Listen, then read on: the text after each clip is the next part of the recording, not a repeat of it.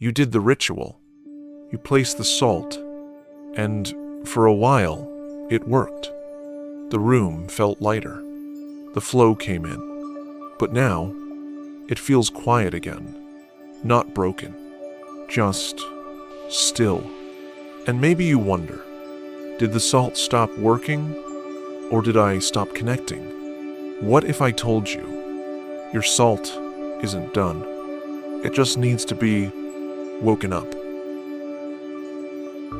There was a time I placed the salt with full intention. I whispered into it. I breathed with it. I let it sit where flow once felt blocked, and something shifted. The air moved differently. Money came more easily. My space felt awake. But then, days passed. I forgot to check in. The room grew still again. The salt just sat there. Not because it failed, but because I stopped showing up. Salt listens.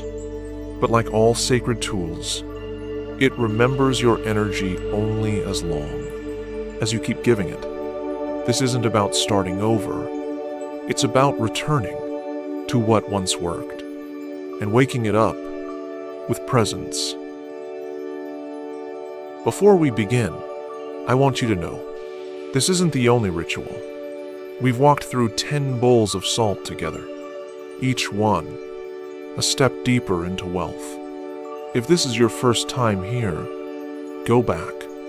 The Salt Rituals playlist is waiting for you. And if you've been walking with me since the beginning, welcome back.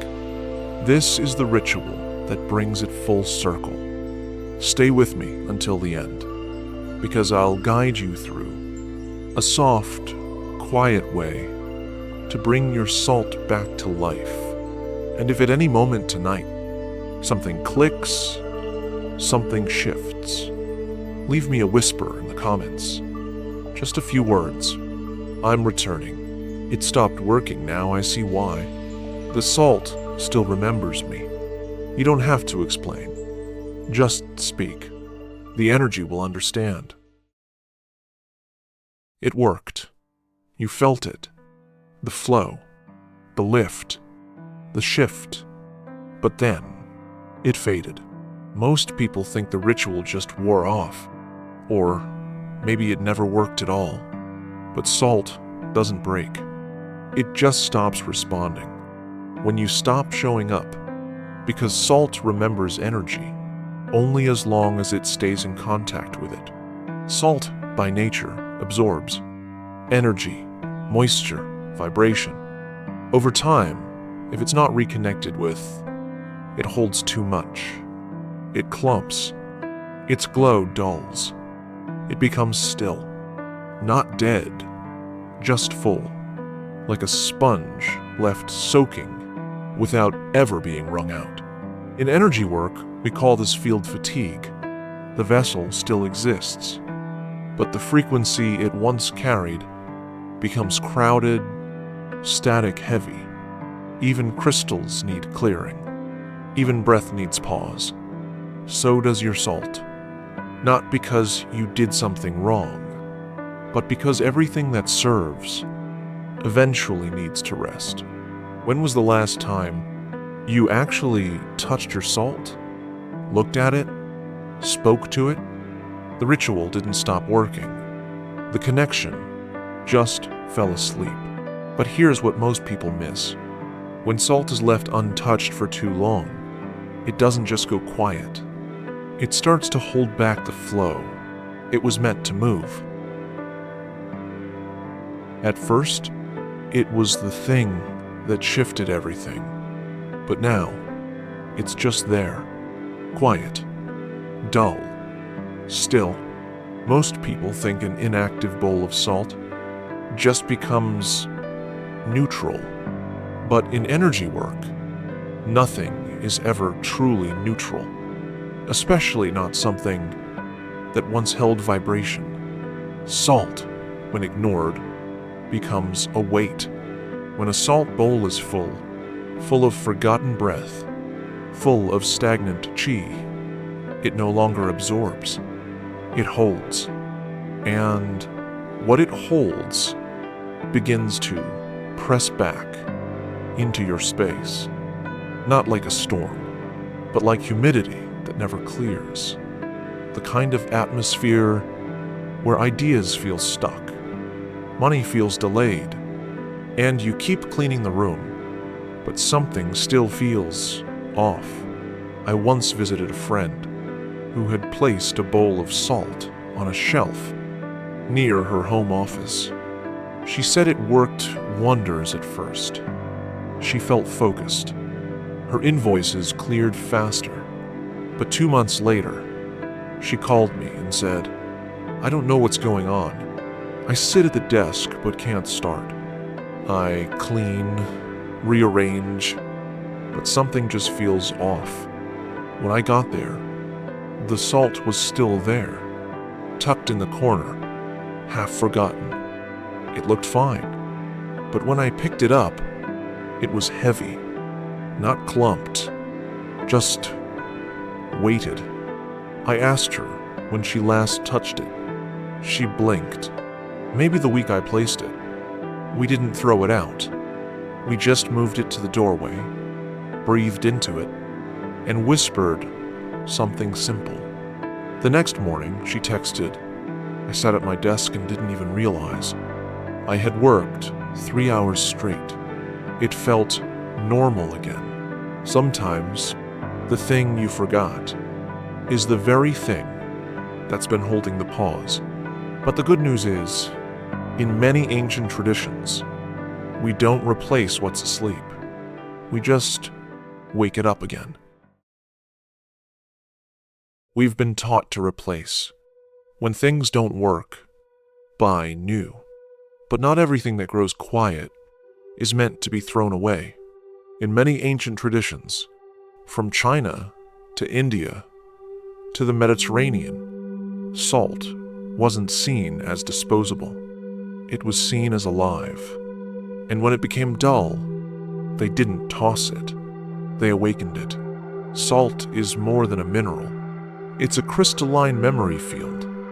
That means every grain, every edge, every structure you can't see is shaped to hold. It holds vibration. That's why salt doesn't choose what it absorbs. It just listens, constantly. The breath you gave it, the whisper you made, the sound in the room, the weight in your hands. Salt records all of it, like a diary with no words, just frequencies, suspended inside crystal. And just like a glass of water, left in the corner too long, it starts to lose its tone. The pattern stays, but the charge fades. That's when you begin to feel it. Not bad energy, just a blankness. Like someone once sang to this bowl, and the echo has finally gone silent. And when that echo fades, you don't need to throw the bowl away. You just need to sing again. In the highlands of the Himalayas, women would rise before sunrise on the new moon. They'd take the salt bowls from beside their doorways, bowls that had gathered stories all month long, and carry them outside in silence.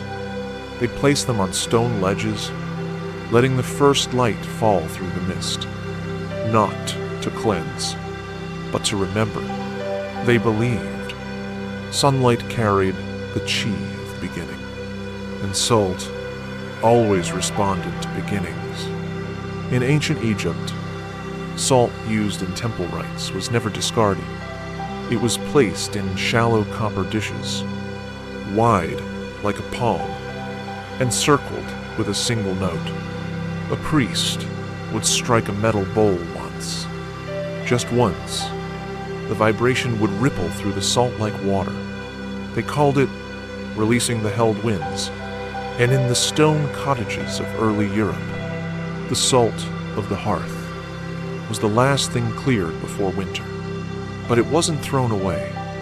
It was carried in clay, warmed near the fire, and whispered into by the eldest woman of the house. She would say, "You kept us through the dark. Now take breath again. None of them replaced it. They just showed up. With light. With sound. With breath. And the salt, every time, remembered what it was made to do. Maybe you felt it too. A sense that the bowl still holds something. That it's waiting. Not to be replaced, but to be remembered. You don't need a new bowl. You don't need a new salt. You just need to show up again. Let me show you how. You don't need a new ritual, just a return to what once worked. Gently, slowly, with breath. Step 1. Touch with memory. Begin by picking up your salt bowl. Not to examine it. Not to fix it. Just to remember it. Wrap your hands around the bowl, the way you'd hold something sacred that got dusty, but never stopped meaning something. The act of touching with awareness is the first current. Energy responds to presence before it ever responds to intention. Step 2. Let light do the first clearing. Carry it to the window. Let morning light or soft afternoon sun pass over it, like a quiet breath from the sky. Salt absorbs vibration, but sunlight rebalances frequency. Leave it there for 10 to 20 minutes. You don't need to chant. Just be near it. This is how it begins to let go. Step 3. Stir the stillness around it. Now, change the air. Ring a small bell. Play a singing bowl. Or simply hum a low, steady note. Salt's crystalline memory responds best to soft vibration through air. You're not shaking the salt. You're shaking the static around it. Step 4. Give it breath. Real breath. Lean closer. Take one breath. Long, slow, steady, and exhale over the salt. Not to cleanse it, but to say, I'm still here. I still remember you. Let's begin again. Your breath carries your personal chi. It's the only thing salt truly listens to. Step 5. Place it in a new spot, not where it grew cold. Don't return the bowl to where it lost its voice. That place is part of the past loop. Find a new spot, a place with gentle light, a corner with flow, a space that feels like a breath just passed through. Set the salt down slowly. Whisper once, you serve flow now. Not wait, not silence, just movement. Then step away. Don't check if it's working. Don't wait for a sign. The ritual is not a command. It's a reunion. And salt, if you've truly returned to it, will return to you. Don't expect fireworks. This kind of shift doesn't shout. It hums. After you recharge the salt, you may not see anything dramatic, but something begins to shift, and it's not in the salt.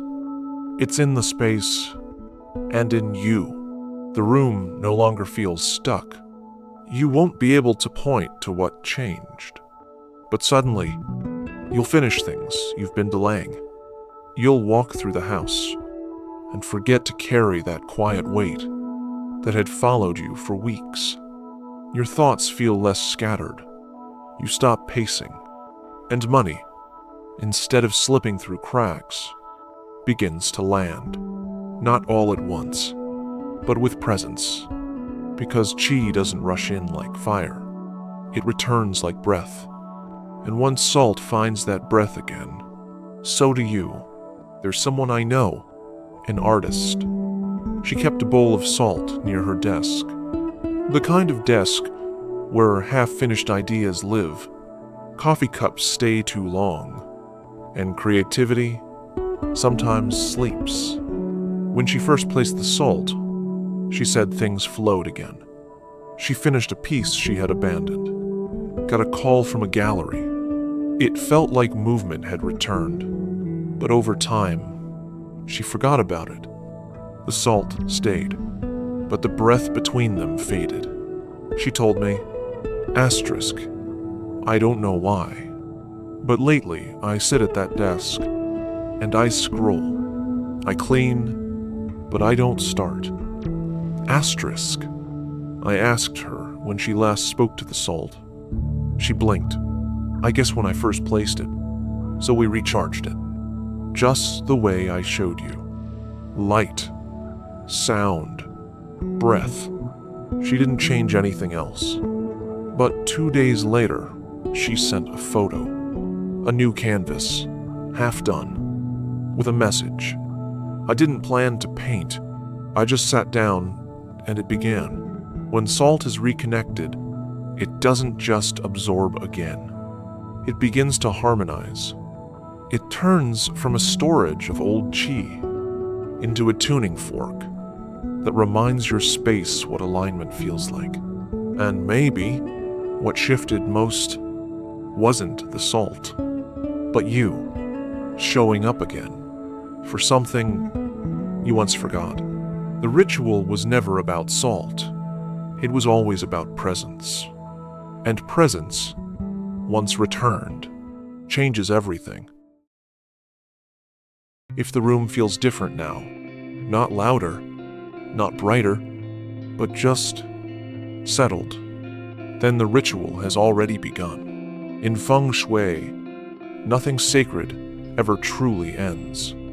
It just waits to be reawakened.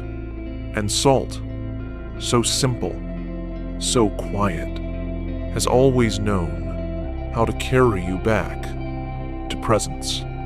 Not because it's magic, but because it remembers what you once whispered into it. If something stirred tonight, leave me a whisper. I recharged it. The air feels new. I think it remembered me. No need to explain. Just name what shifted. That's all chi needs. I don't need to start over. I just need to return. I breathe presence into what once worked. And I trust that salt and space always remember who I was when I placed them with love.